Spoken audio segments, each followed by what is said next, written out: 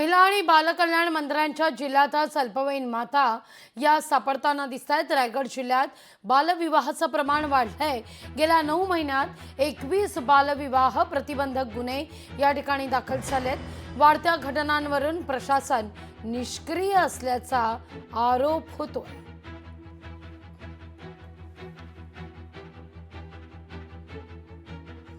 भंडारा जिल्ह्यामध्ये महायुतीत मिठाचा खडा पडतोय। नरेंद्र भोंडेकर हे अहंकारी आहेत। जॅकी रावलाणी यांची टीका आहे। भोंडेकरांवर टीका होतीये। रावलाणी वाळू माफिया असल्याचं बावनकुळे म्हणालेले होते।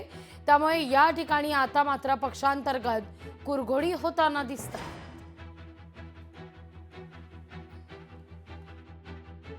आमदार नरेंद्र भोंडेकर हे माझे चांगले मित्र होते।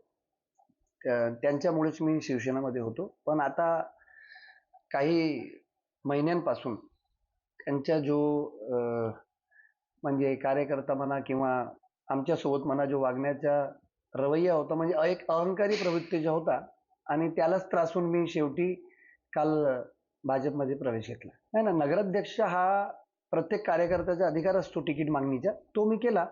पण पार्टी सोडण्याचा विषय तिकीट नाही, पार्टी सोडण्याचा विषय आमदार साहेबांचा अडियल स्वभाव आणि एक हुकुमशाही म्हणजे त्या पार्टीमध्ये त्यांनी केंद्रित केलेली आहे आणि त्या हुकुमशाहीला त्रासूनच मी पार्टी सोडलेली आहे। मी काही मागितलं नाही भाजपला, फक्त इतकं म्हटलं एक ज्या पक्षात लोकतंत्र आजही आहे, जिवंत आहे, त्या पक्षात आता मी काम करणार।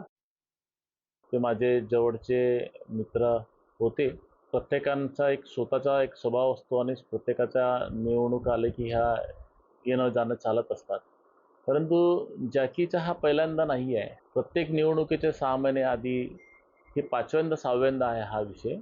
आणि मी स्वतःच त्यांना मी म्हणायचं का बा तुम्हाला कधी नानासोबत राहायचा, कधी परिणिजीसोबत राहायचा, वेगवेगळ्या नेत्यासोबत त्यांचा कल दिसायचा, कधी राष्ट्रवादीसोबत जायचा।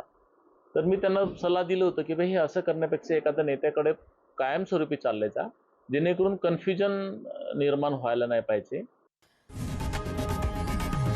लोकशाही मराठी ऐका, पहा, जागरूक रहा।